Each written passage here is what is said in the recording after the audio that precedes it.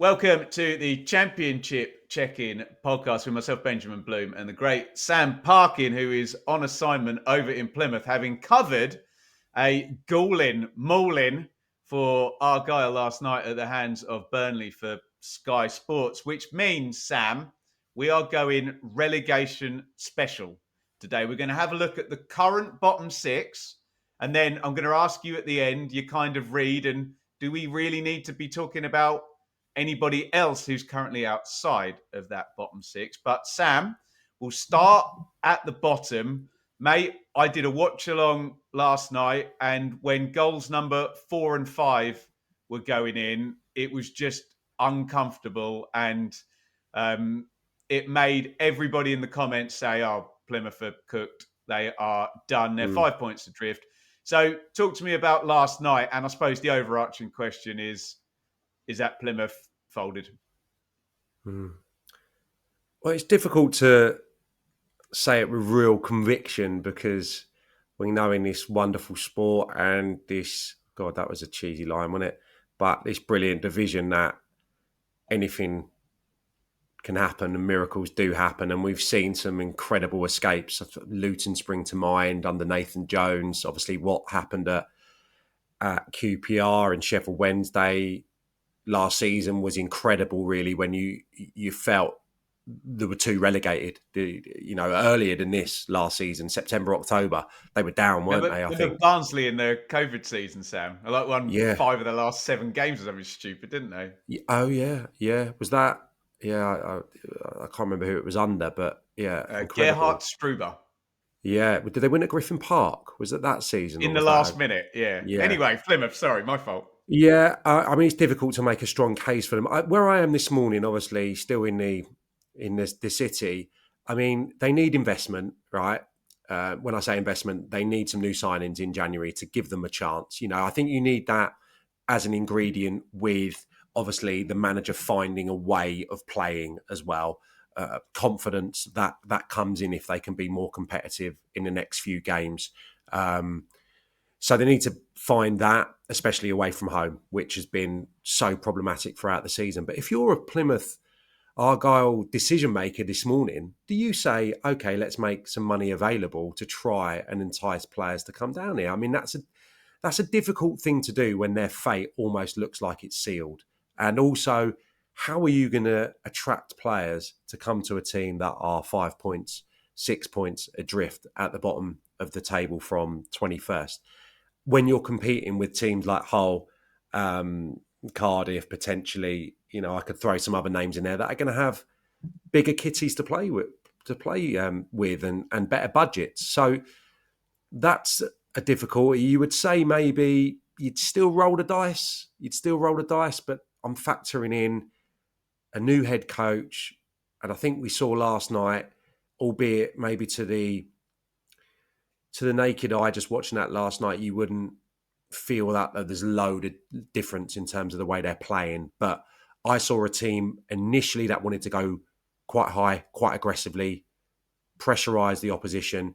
And I think Scott Parker recognised that. They had history. They played against each other's teams before in Belgium.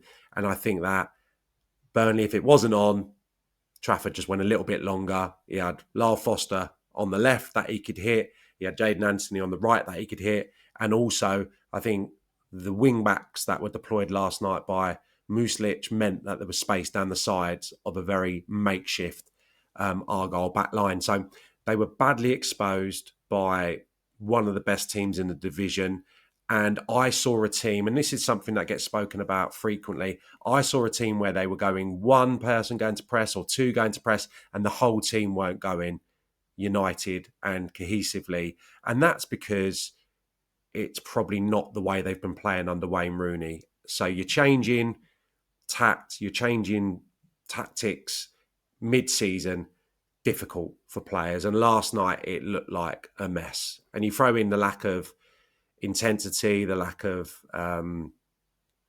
anticipation from the defenders when balls were coming into the box, and it was a recipe for disaster. So they go to Sunderland now. You can't see them getting anything there.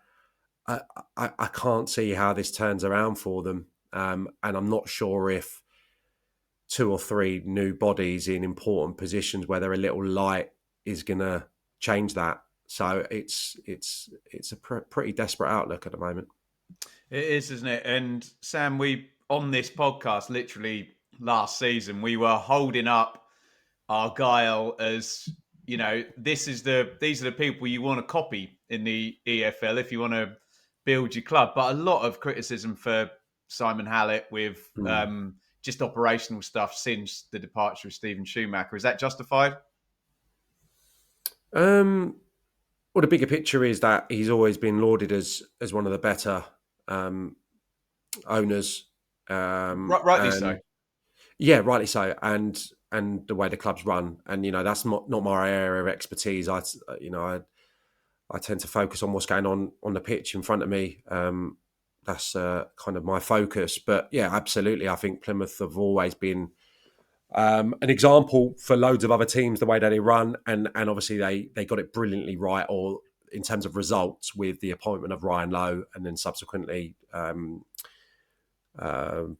putting Schumacher into charge when he was his assistant. So they've done two appointments that have gone horribly wrong in Foster. That was a terrible fit, and then obviously Wayne Rooney. On the face of it, at the start of the season, I was really enthused. I thought there was real goodwill towards Wayne Rooney, and I saw some evidence of it on the pitch, certainly in some of the home games that they've managed to win. But the away record is just dreadful, and I think that's 5 or 6 they haven't won in at home now as well.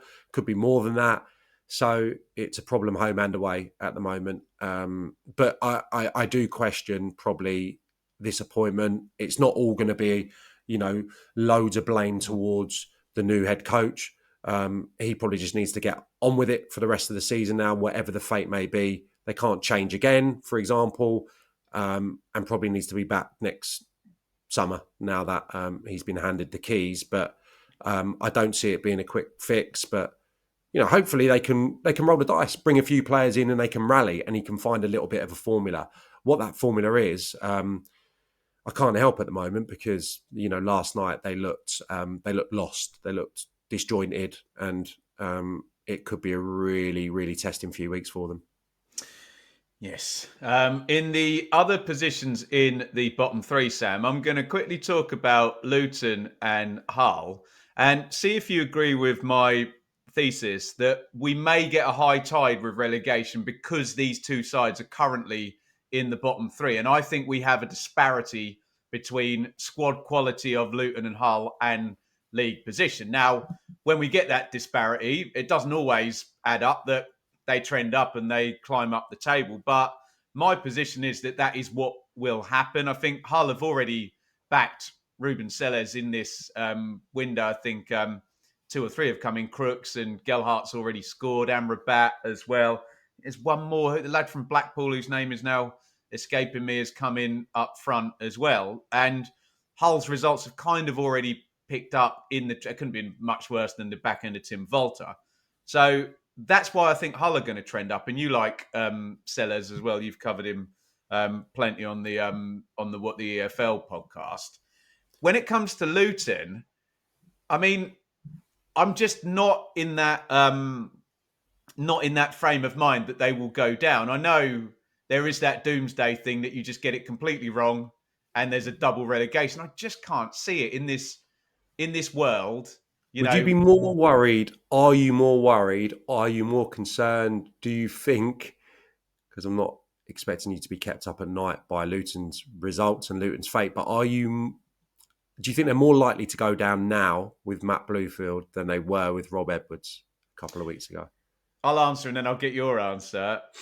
I think they're less likely to go down with Matt Bluefield because, I think something had just gone with Rob Edwards. And I don't think, when it's just, I mean, you'll know better than me, having been a pro footballer, when, the manager's authority or the messaging is just not getting through anymore and whatever he's saying. And it's not getting through to the fans either. And you're just like, this guy's been a good manager. He's a great guy. Everybody likes him, but it's not gonna work going forward. So I think Matt Bloomfield will get a trend up with that squad. I'm very interested to hear your answer. I thought you were going to ask me, are you more worried about Luton or about Hull? I'm probably more worried about Luton because you could have that just chaos cataclysm of the double relegation and everyone saying this can't happen to a team that was in the Premier League last season. But my point, I know I wasn't going to ask you to speak about Hull or Luton, but you asked me that question, so I'm going to ask it back to you. I think they'll both survive based on the fact their squads are better than where they are at the moment. Anyway, what's your take? Marginally better placed, I think, with the change of manager. I think he's really impressive, Matt Bloomfield. I don't know him, but I've spoken to him in this type of capacity before.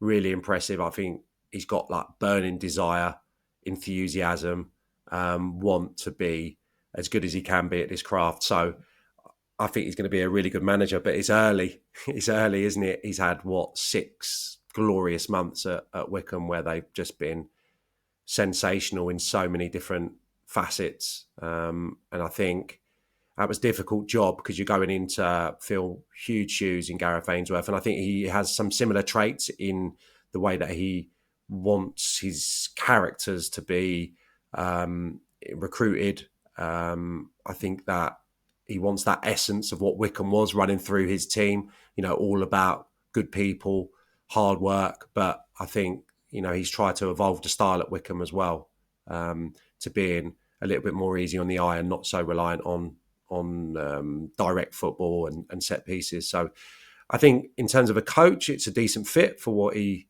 inherits at Luton. I just think he's a bit of an unknown, and he's clearly an unknown at Championship level. So it's difficult to see them getting a real manager's bounce. It might be something that happens over a period of time.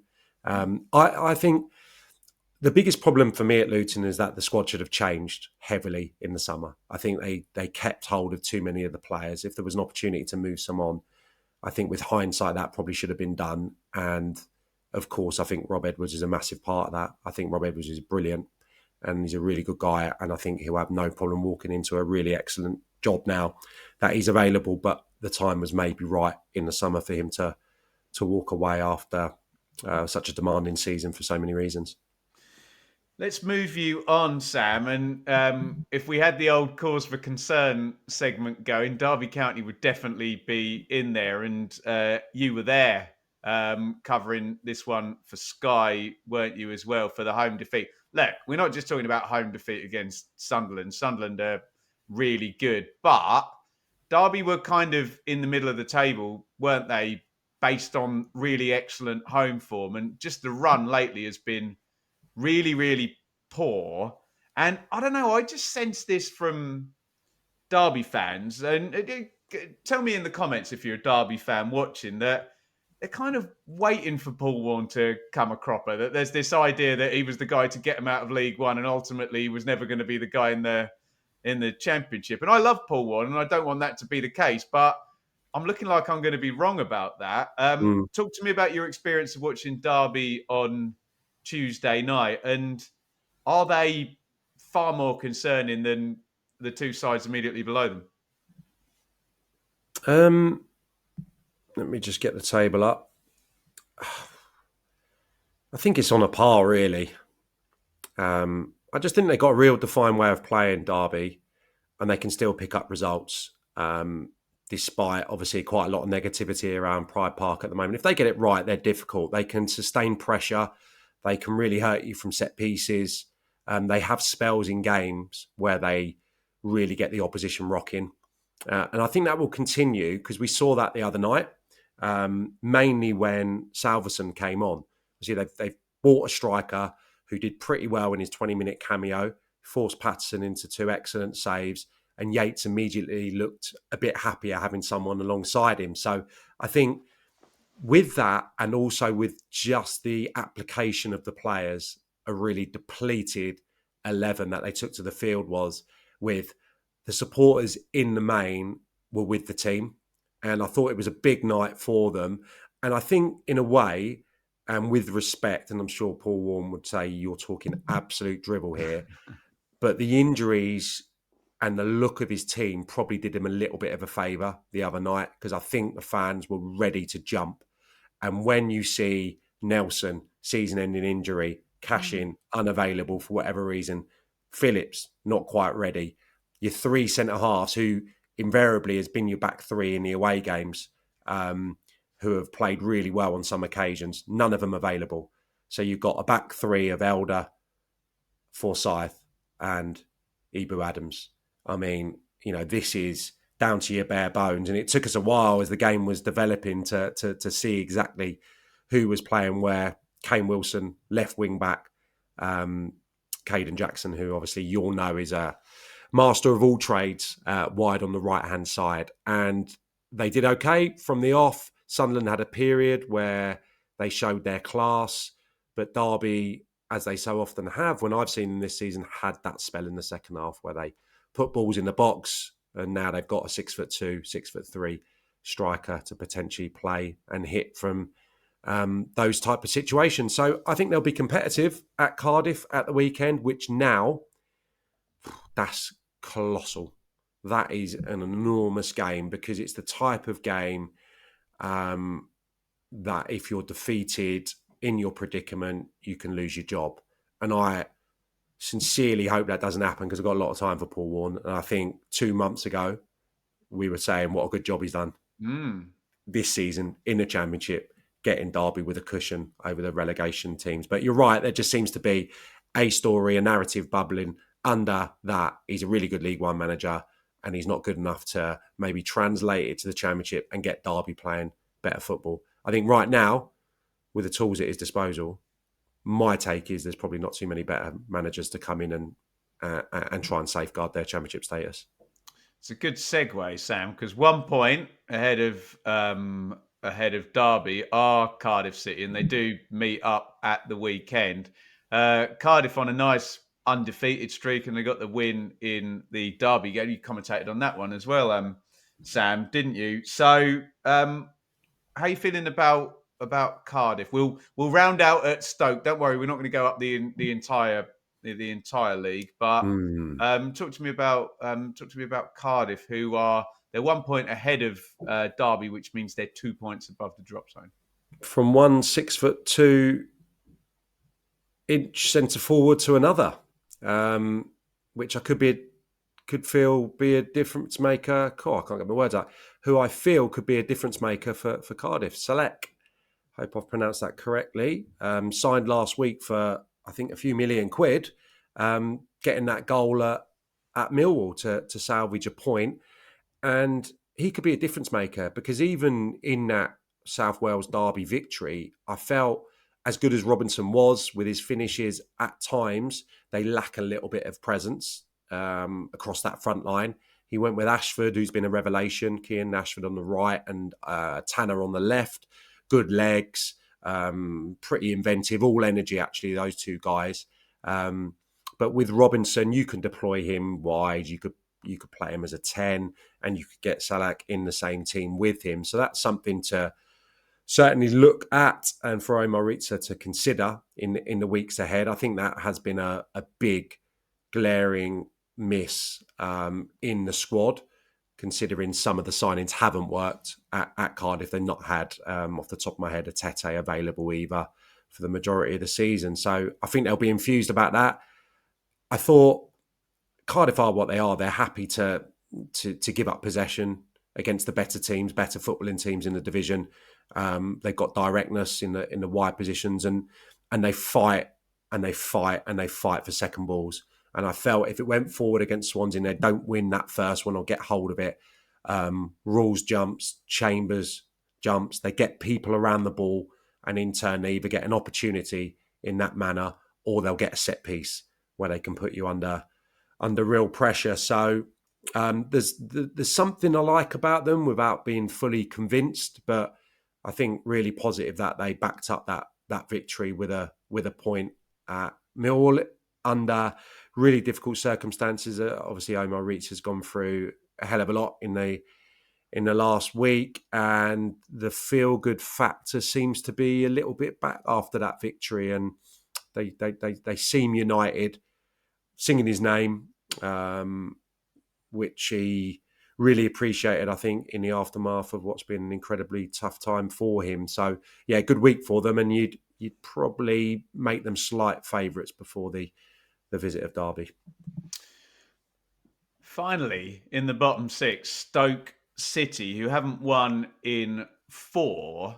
I have the sense that Mark Robbins will just sort it out and they'll be hard enough to beat that there won't be trouble. And Stoke traditionally always get out of trouble. So I'm going to stop there at Stoke because not only is that the bottom six, but that's also the teams that are a point per game or fewer. Stoke and Cardiff have both played 28 and scored 28. You'll notice we haven't talked about Pompey, who are one place higher and have had a nice run recently and going back, kind of probably 13, 14 games now. And Oxford, add on another 6 points. They are having the run of all runs to get away from relegation. So give me your overview, Sam, Oh, because don't do it. you said to me before we started, where are you stopping? And I just normally said I would do the bottom six. But do you feel, let me frame this in a different way, because I know you have to deal with these people face to face in your work. Do you feel like we may be talking about different teams if we were to do this in, say, with 10 games to go? Yeah, quite possibly. I think right now, where would I be with it? You couldn't say that. For example, Cardiff were, as an example, could hit a real dip of form. I think they're 6 unbeaten now. There's been a real upturn. They're harder to beat at the moment, and they've found a little bit of a formula, and probably turn back to what's got them success previously. Would probably be my take. A bit more pragmatic, a little bit more counter-attacking. But there's not anything to suggest that this is going to be sustainable. So, yeah, and similarly, I think my sentiment with Portsmouth, for example, has been that they're going to get that impetus from the January window, and that's how it seems. And the return of Colby Bishop has been pivotal within that as well. So what am I saying? I'm probably saying it's Millwall as well. I think Plymouth, Argyle, it's going to take something of a miracle. I'll give you that this morning. I would probably say that Derby are in trouble. And I think if Derby were to change managers, they'd still be in trouble. Albeit they could get a boost, of course, akin to maybe what Oxford have experienced under a new manager. I'm not sure too many managers would come in and stylistically change vast amounts at Derby at this stage of the season because they're set up to be the underdog in the majority of games and be robust. And I think that's the way the majority of teams that are in a predicament at the foot of the table would go. So I think they're already playing that kind of style to stifle and hit teams on the break. So I'm not sure. And I get the sense that the Derby hierarchy is still wanting to back Paul Warne and wanting to stick. So, yeah, I think for the purpose of today, I would say that I would probably flip Portsmouth and Millwall at this point in time, as we sit here this morning, and say anyone from 18th down to 23rd is in danger of getting one of those 2 relegation spots, with one, in my mind, probably having been awarded. That's not the right word, but yeah, I think Argyle probably are going to need snookers quite soon. They are. Get involved in the comments with your take on Championship relegation. Do you agree with me that Hull and Luton are going to trend up? Do you agree with Sam that there's potentially only 2 places to fill here if Argyle are struggling so badly? Will we get a regression to the mean from any of, from particularly Portsmouth and from Oxford, the League One teams, and how many of the League One teams from last year with Derby involved as well? Let us know your thoughts on all of that. If we were going to stay on for another 5 minutes, I'd talk myself into Oxford, Swansea, Preston being in this conversation as well. So let's just move on swiftly. For the purposes of this morning, they're all safe. You can. It's like the VAR decisions. If you watch a foul or are coming together often enough, you will persuade yourself as a It's foul. like our team of the seasons. Not one player's been in both my teams of the season so far. I mean, it's incredible how quickly things change, but that's the nature of the beast and the job. There you go. Let's finish off the Championship check-in podcast with our normal quiz, Sam, with our friend Fev at Fev's Football Analytics over on Twitter. I'm going to read your question first, if that's okay, Sam, because I've got it up on my screen and I'm struggling for internet to get it on my iPad here. Evening Ben, a little tweak to 6 of the best. Instead of trying to find 3 out of 6, you've got to find the top 3 for your question. And Sam, the top 3 for his. Here's your question for Sam.